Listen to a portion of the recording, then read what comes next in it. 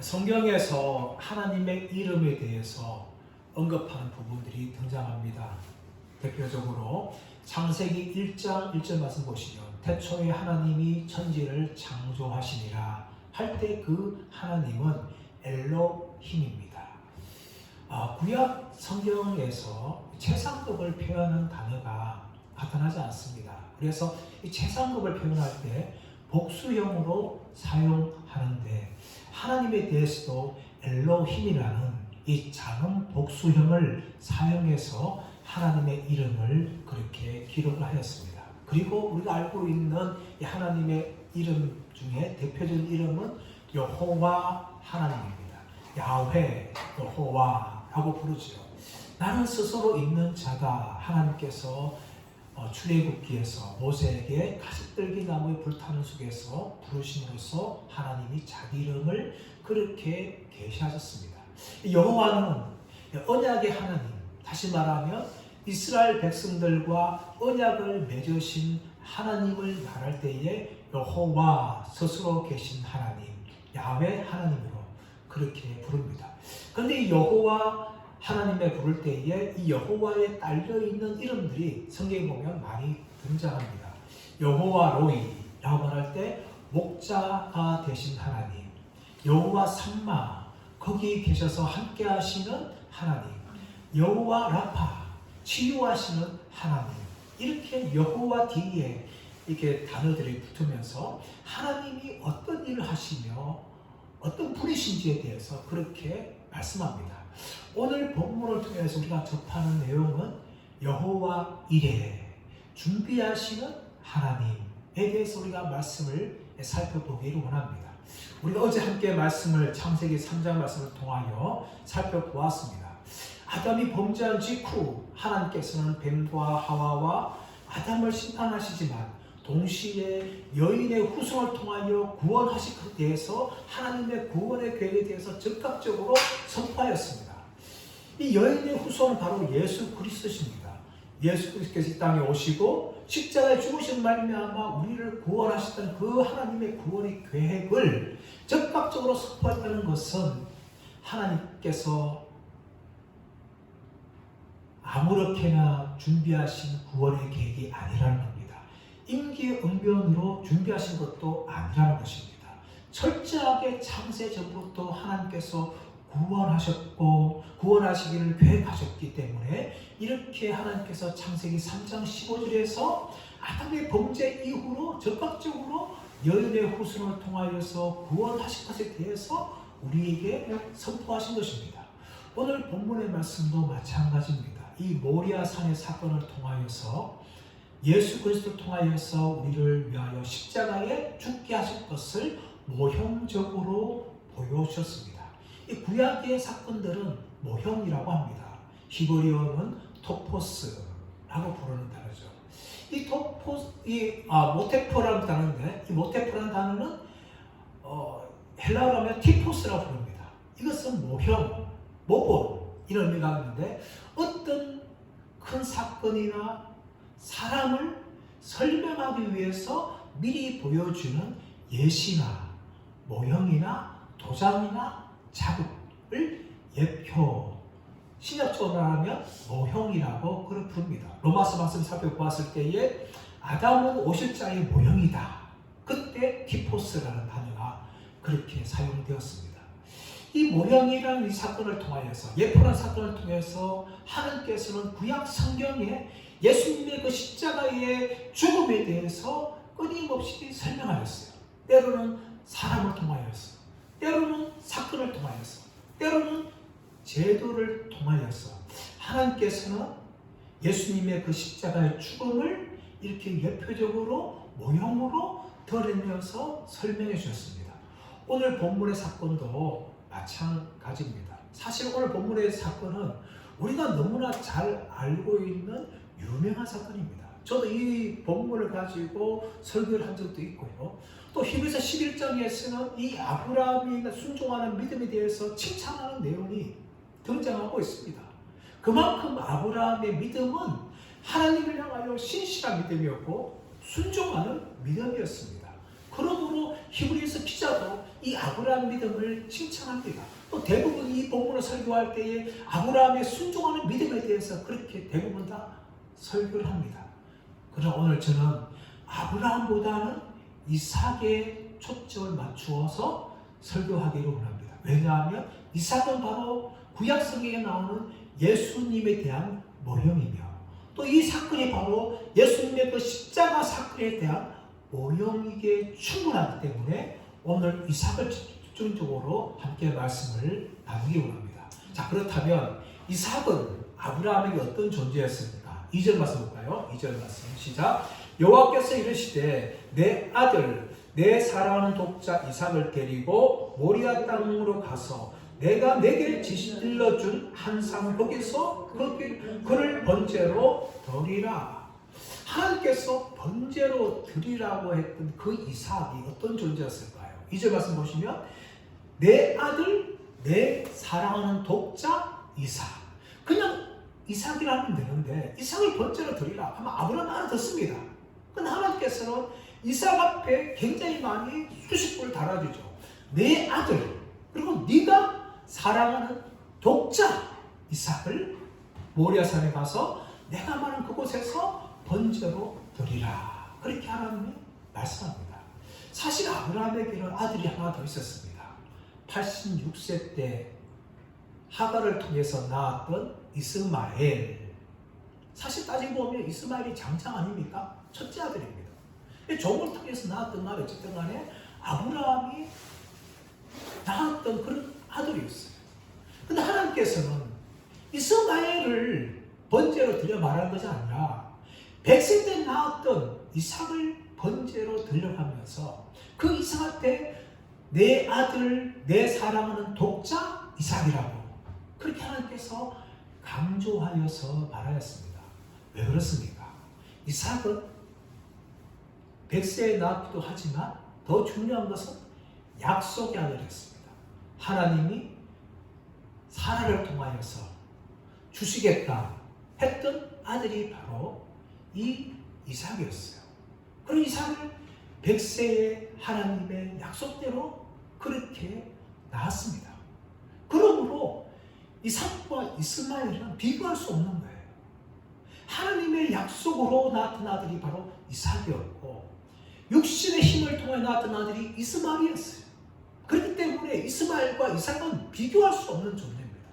그리고 사실 이삭은 아브라함의 전부이기도 하고 분신이기도 하였습니다. 아브라함이 75세에 가나안 땅에 들어왔습니다. 그 가나안 땅에는 아브라함을 환영한 사람들이 아무도 없었어요. 다 모두가 다 아브라함이 대적들이었습니다.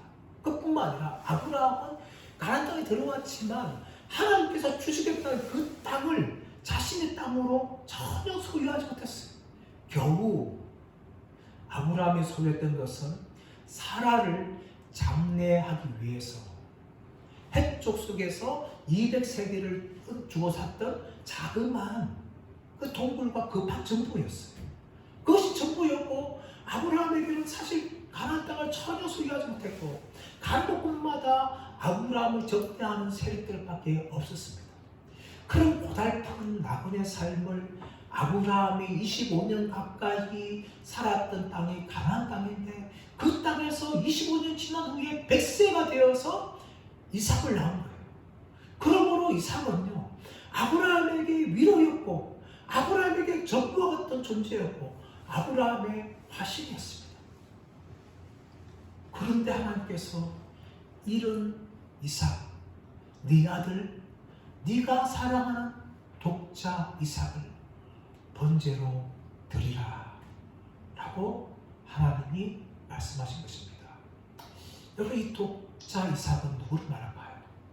바로 하나님의 아들 예수 그리스도를 가리키고 있습니다.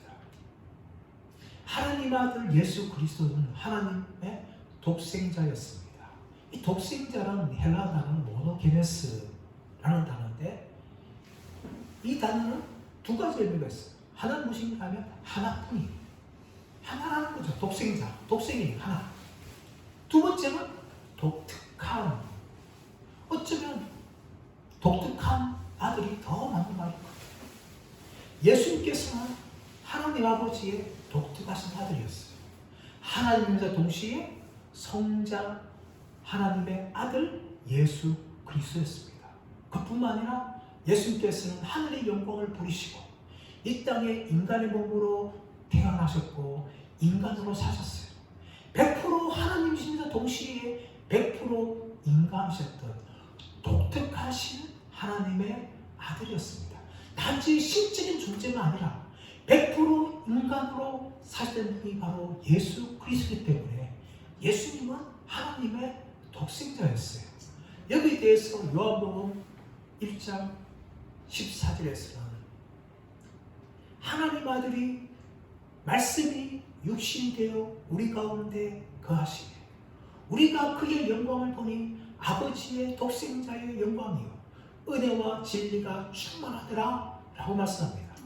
요한복음 3장 16절에서 하나님이 세상을 이처럼 사랑하사 독생자를 주셨으니 이는 저를 믿는 자마다 멸망하지 않고 영생을 얻게 하려 하시니라 라고 말합니다. 독생자였어요. 하나님의 아버지의 독특하신 아들이었습니다. 그래서 예수님께서 요단강에서 세례 요한에게 세례를 받으시고 무트로 올라올 때에 하늘에서 성령이 비둘기처럼 임하면서 음성이 들렸는데 얘는 내 사랑하는 아들이요 내 기뻐하는 자다 라는 하나님 아버지의 음성이 하늘에서 울려 퍼졌습니다. 그것뿐만 아니라 변화산에서 예수님 얼굴이 빛이 나게 되어지고 옷이 하얗게 변화되어지는 영광스럽게 변형되는 그 때에 구름 가운데에서 이는 내 사랑하는 아들이요 내 기뻐하는 자니 너희는 저희의 말을 들어라 라고 하나님 아버지께서 음성 가운데 말씀하셨어요. 그러므로 예수님께서는요 우리와 똑같은 인간의 몸을 가지고 계시지만 100% 하나님이시자 하나님의 아들이셨던 하나님의 독생자였어요. 그 독생자로서 창세 전부터 하나님 아버지와 함께 하셨고 하나님 아버지와 영광스러움을 경험하였습니다. 그러나 우리의 죄를 위하여 이 땅에 예수님께서 친히 인간의 몸으로 오셨던 것이죠. 요한복음 17장 5절에서 예수님께서 대제사장으로서 기도할 때에 창세 전에 내가 아버지와 함께 했던 것처럼 나를 지금도 영화롭게 하옵소서 라고 예수님이 기도하셨습니다. 창세전부터 하나님의 아들로서 하나님 아버지와 함께 하셨던 그 예수님께서 이제 십자가를 지시기 전에 하나님 이 십자가를 통하여 나를 영화롭게 해달라고 그렇게 예수님이 기도하셨습니다. 그 영화로움을 경험하기 전에 반드시 통과해야 될 것이 무엇인가 하면 바로 십자가 죽음이었습니다. 십자가를 통과하지 않고 예수님께서 다시금 영광스러운 하나님의 아들로서 보좌 옆에 앉으시는 그 일은 결코 일어날 수가 없습니다. 그러므로 예수님께서는 십자가를 지셔야 됐는데 오늘 이 구약의 말씀을 통하여서 하나님 아버지께서 아브라함이 이삭을 번제로 모리아산에서 바쳐야 했던 것처럼 물론 이삭은 죽지 않았습니다. 그러나 하나님 아버지께서는 친히 그 독생자 예수 그리스도를 십자가에 못 박아 죽게 하셨습니다. 이것이 바로 저와 여러분들에게 이루어진 놀라운 이 구원의 역사입니다. 이것을 바로 이 모리아산에서 하나님이 미리 지금 보여주고 계신 겁니다. 두 번째 본문의 말씀은 이삭이 아브라함과 함께 모리아산에 나무를 치고 올라가면서 이루어지는 대화 가운데 나옵니다. 6절 말씀 볼까요? 6절 말씀 보시면 아브라함이 이에 번제 나무를 가져다가 그의 아들 이삭에게 지우고 자기는 불과 칼을 손에 들고 두 사람이 동행하더니 아브라함이 지금 이삭과 함께 모리아산으로 올라갑니다. 이삭의 등 뒤에는 나무가 쥐어있고 그리고 아브라함 손에는 불과 칼을 그렇게 들고 있습니다. 아브라함은 모리아산 올라가기 전에 먼저 종들에게 말합니다. 내가 이 아이와 함께 하나님께 예배를 드리고 너희에게로 돌아오겠다. 너희는 나귀와 함께 여기서 머물러라. 그렇게 말하면서 아브라함은 이삭과 함께 모리아산 올라가죠. 번제로 쓸 나무도 있었습니다. 그리고 어린 양을 잡을 칼도 있었고 불 태울 불도 있었습니다. 그런데 아브라함이 종들에게 이 아이와 함께 내가 예배하러 올까 할 때에 이 아이라는 히브리어 단어가 나아르라는 단어예요. 나아르. 이 나아르라는 단어는 어린 아기부터 시작해서 결혼하기 전에까지의 젊은 남자를 일괄적으로 다 포함하는 단어예요. 그래서 이 이삭의 나이가 과연 몇 살이었는지에 대해서 우리는 정확하게 알 수 없어요. 그냥 일반적인 젊은 남자를 통칭하는 단어였던 나아르라는 단어를 사용했기 때문입니다. 그런데 유대학자들은 이때 이삭의 나이가 대략 36살쯤 되었을 것이다 라고 추측합니다. 왜 그런가 하면은 사라가 90세에 이삭을 낳았어요. 그래서 사라가 127세에 죽었습니다. 그러면 이삭을 낳고 죽었는데 37년 걸린 거죠. 37년 걸렸는데 왜 사라가 죽었을까? 이 사건 때문에 아브라함이 사라에게 말하지도 않고 자기 아들 이삭을 번제로 드리려고 했던 이 사건을 나중에 듣고 충격받아가지고 죽은 것이다. 그렇기 때문에 이삭의 나이가 36살일 것이다. 이렇게 유대학자들은 이 본문을 해석합니다. 그들만의 해석이에요. 성경은 정확하게 몇 살인지는 말하고 있지 않습니다. 단 추측할 수 있는 한 가지 힌트가 있는데 이삭이 모리아 산에 올라가는데 번제로 쓸 나무를 충분히 짊어질 만큼 젊었다는 겁니다. 유치원생이나 초등학교 1학년, 2학년이 아니었다는 거죠. 적어도 자기를 태울 나무를 짊어지고 올라갈 만큼 건장한 청년이었다는 것을 우리는 충분히 알 수 있어요. 이런 청년이 이제 모리아 산에 나무를 지고 올라가는데 이 이삭이 궁금해서 묻는 거죠. 7절 말씀 볼까요? 7절 말씀. 이삭이 그 아버지 아브라함에게 말하이르되 내 아버지여 하니 그가 이르되 내 아들아 내가 여기 있노라. 이삭이 이르되 불과 나무는 있거니와 번제할 어린 양은 어디 있나이까. 자, 이삭이 묻는 질문이 뭐예요? 아버지, 지금 불과 칼과 나무는 있는데 번제에 쓸 어린 양이 어디 있나이까? 이것은 지극히 정상적인 질문이에요. 왜냐하면 이삭이 분명히 모래산 올라갈 때에 아버지를 통하여서 번제를 드리고 예배를 드리고 오겠다 라고 말을 들을 때에 분명히 어린 양이 있어야 되는 당연한 것 아닙니까? 근데 번제 쓸 나무도 있고 불도 있고 칼도 있어요. 뭐가 없는 거예요? 어린 양이 없는 거죠. 그러므로 이삭이 바보가 아닌 이상 묻는 거죠. 아버지 지금 번제 쓸 나무와 불과 칼이 있는데 어린 양은 어디 있습니까? 이렇게 묻는 거죠. 지극히 정상적인 문제지만 이삭이 이 아브라함이 물을 때에 여러 가지 이유가 있지 않겠습니까? 첫째는 아버지가 이제 나이가 많이 들다 보니까 깜빡했나? 그렇게 생각할 수 있지 않겠어요? 두 번째는 자기가 올라오면서도 아버지가 왜 이렇게 했는지 이상하게 생각할 수 있는 거예요.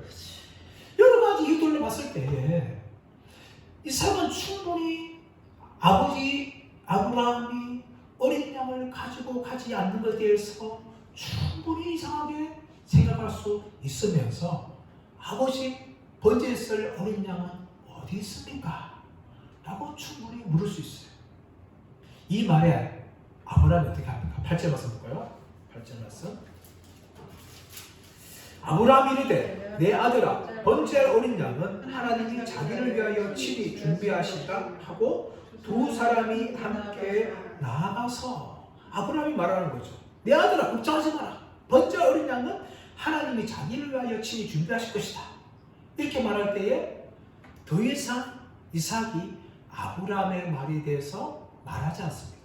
더 묻지 않아요. 왜 이삭이 더 묻지 않았을까? 학자들은 많이 궁금하면서 해석을 합니다. 이 폰라드라는 구약신학자는 이삭이 침묵을 지킨 것은 아브라함이 너무나 사랑스럽게 이삭에게 대답했기 때문에 더 이상 묻지 않은 것이다. 그렇게 해석하기도 하고 고든 웨남이라는 신학자 같은 경우는 아브라함이 얼부분에서 말했기 때문에 더 이상 이삭이 어찌할까 몰라서 말하지 못한 것이다. 그렇게 이삭의 침묵에 대해서 말합니다. 하여튼 본문은 이삭이 자기가 올라가서 어떤 일이 당할지 전혀 알지 못하고 아브라함과 함께 모리아 산으로 올라가고 있는 것을 보여주고 있습니다.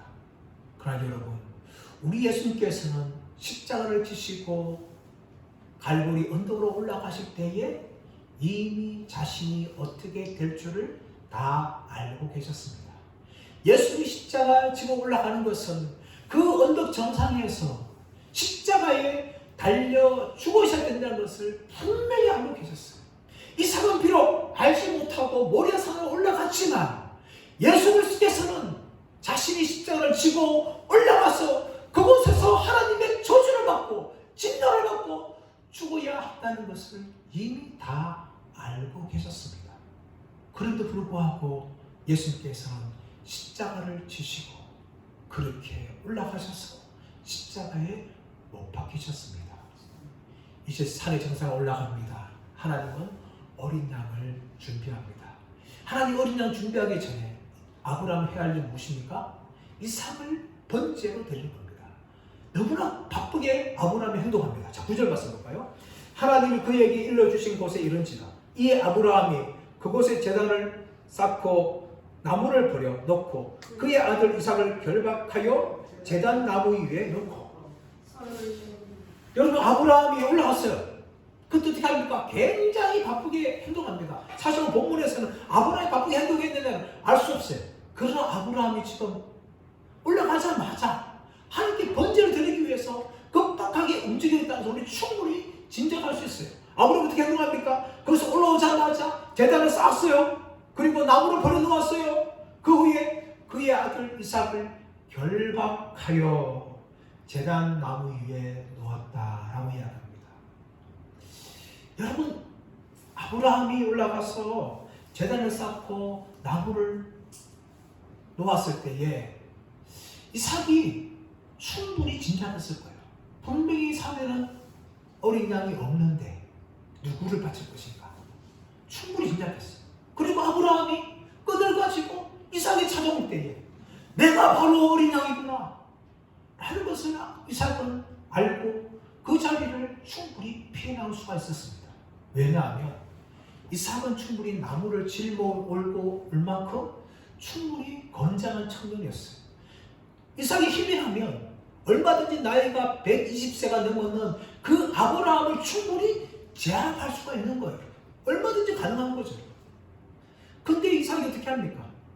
아브라함이 이삭을 결박하여 나무 위에 놓을 때까지 전혀 움직이지 않고 피하지 않습니다. 아브라함 이삭을 결박할 때 이 결박하다는 히브리 단어는 아케다라는 단어인데 이것은 제사장이 짐승의 다리를 묶고 그 제단 위에 올려놓을 때 그 묶는 장면, 그것이 바로 이 아케다는 단어예요. 마치 아브라함이 이삭을 짐승처럼 여기고 번제에 쓸 어린 양으로서 그의 팔다리를 꽁꽁 묶는 거예요. 그때만 하더라도 얼마든지 이삭은 자신의 결박을 풀고 도망가면 됩니다. 그러나 이삭은 도망가지 않죠. 10절 말씀 보시면 손을 내밀어 칼을 잡고 그 아들을 잡으려 하니 손을 내밀어서 칼을 들었어요. 그 순간만 어떻게 해야 돼요? 이삭이 거기에서 굴어든지 깜짝 그냥 뛰면 도망가든지 그래 도망가야 되지 않습니까? 그런데 그 순간도 이삭은 전혀 움직이지 않습니다. 아브라함이 손을 들어서 칼을 들었다, 칼을 잡아서 죽이려다, 이 잡으려는 단어가 어떤 단어인가 하면 짐승을 죽일 때 장면입니다. 아브라함이 어린 양을 죽이듯이 이삭을 지금 죽이려고 칼을 들어서 이삭을 향하여 내찔렀어요. 그렇다면 이삭은 그 자리를 피해야 합니다. 하지만 이삭은 전혀 피하지 않고 아버지의 칼에 의해서 죽임을 당하려고 합니다. 이것은 바로 십자가에 죽으실 것을 아셨지만 십자가를 피하지 않는 예수님의 모습을 그대로 우리들에게 보여줍니다. 예수님께서는 겟세마네 동산에 기도하실 때에 가룟 유다가 군병들을 데리고 자신을 체포하러 오실 줄을 이미 다 알고 계셨어요. 기도를 마친 후에 제 아들을 깨우면서 일어나라, 함께 가자. 나를 찾는 자가 가까이 왔도다 하면서 제 아들과 함께 가룟 유다가 데리고 오는 군병들 앞으로 나아갔습니다. 가룟 유다가 예수님의 얼굴에 키스를 하자 예수님 물었습니다. 너희는 누구를 찾느냐? 나사렛 예수니라. 내가 그니라 하고 예수님이 스스로 밝히셨습니다. 내가 그니라 말할 때 로마 군병들과 모든 사람들이 놀라가지고 뒤로 물러가서 엎드려졌어요. 마치 죽은 자처럼. 예수님 그때도 도망가면 됐습니다. 하지만 예수님 피하지 아니하시고 그들이 정신 차리고 났을 때에 또 예수님이 물으셨습니다. 너희는 누구를 찾느냐? 나사렛 예수니라. 내가 바로 그니라 하면서 예수님께서 자신을 내어주셨습니다. 그리고 스스로 체포당하셨고 빌라도와 대제사장 앞으로 끌려가셨습니다. 신문을 받을 때에도 예수님은 아무런 말씀을 하지 않았습니다.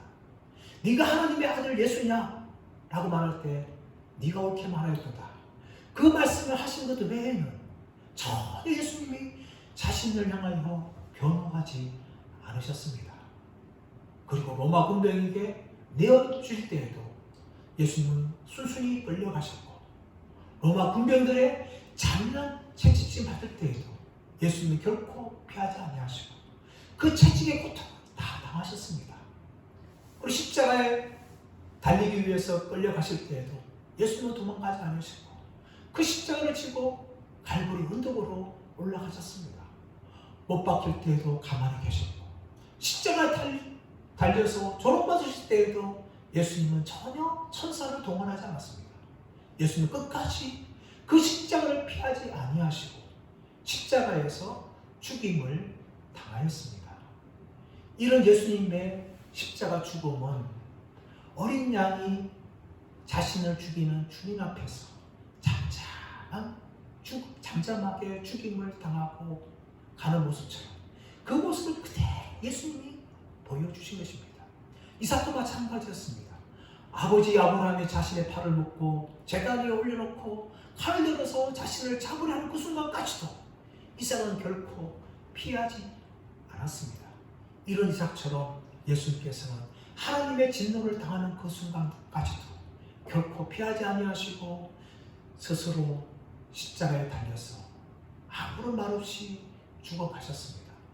여기에 대해서 이사야 53장 10절에서 그가 곤욕 당하여 괴로울 때도 입을 열지 아니하며 마치 도수장에 끌려가는 양과 같이 자기를 죽이는 어린 양 같이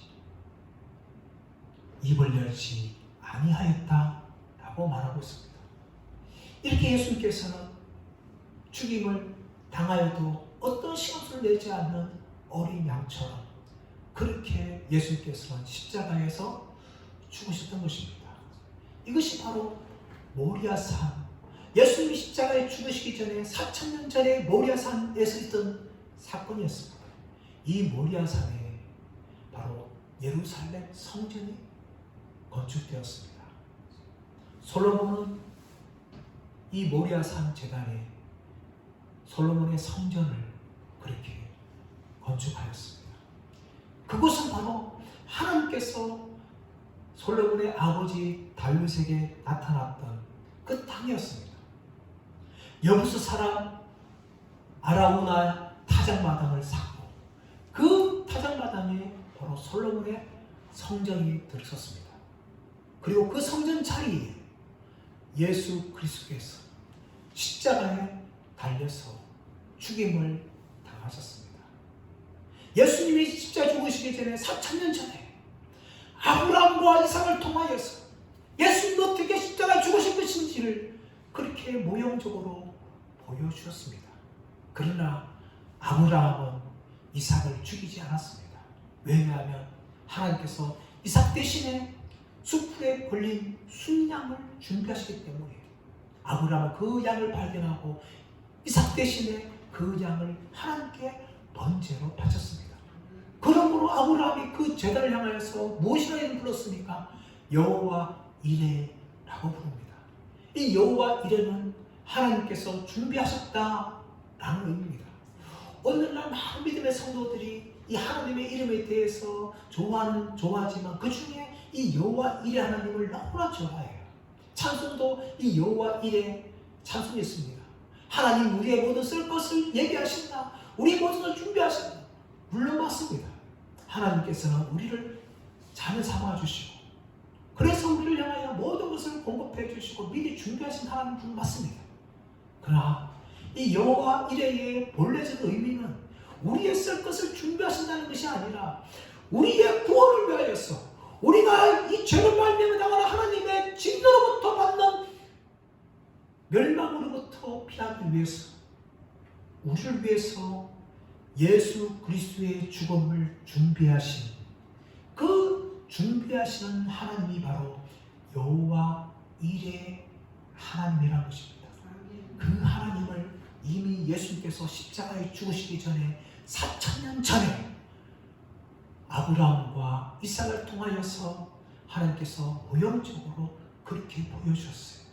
그리고 4,000년 후에 예수님께서 그 장소에서 십자가에 달려 죽으신 말미암아 우리를 위하여 창세주부터 준비하신 그 구원의 계획을 친히 완성하시는 것을 우리에게 보여주셨습니다. 그러므로 예수님의 십자가 죽음은 여호와 이레의 성취 사건입니다. 그리고 그 사건을 통하여서 우리 모든 자들에게 하나님의 구원의 은혜가 임하였습니다. 저와 여러분에게 바로 이 은혜가 임한 겁니다. 여호와 이레 하나님, 단지 나의 모든 필요와 나의 모든 쓸 것만 준비하는 것이 아니라 내가 영원히 지옥에서 멸망받지 않도록 나를 위하여서 구원을 준비하시는 그 사건이 바로 여호와 이레 사건입니다. 우리에게 임하신 이 놀라운 사랑이 우리에게 나타났는데 하나님께서는 그 독생자 예수 그리스도를 십자가에 못 박았습니다. 그리고 이 여호와 이레 사건은 우리를 향한 예수님의 은혜가 드러났습니다. 예수님의 십자가를 피할 수 있었지만 결코 피하지 않았습니다. 우리의 죄를 구속하기 위해서 예수님은 스스로 십자가로 나아가셨고 십자가를 피하지 않으셨고 십자가에 달려 죽으심을 통하여 우리의 모든 죄를 사해 주셨습니다. 이것이 바로 저와 여러분에게 임한 이 예수 그리스도의 은혜입니다. 이번 한 주간 우리를 향하여 나타나신 이 여호와 이레 가운데 나타나신 하나님의 그 놀라우신 사랑과 놀라우신 예수 그리스도의 은혜를 깊이 묵상하면서 감사하며 감격하며 보내는 저와 여러분 되시기를 예수의 이름으로 축원합니다.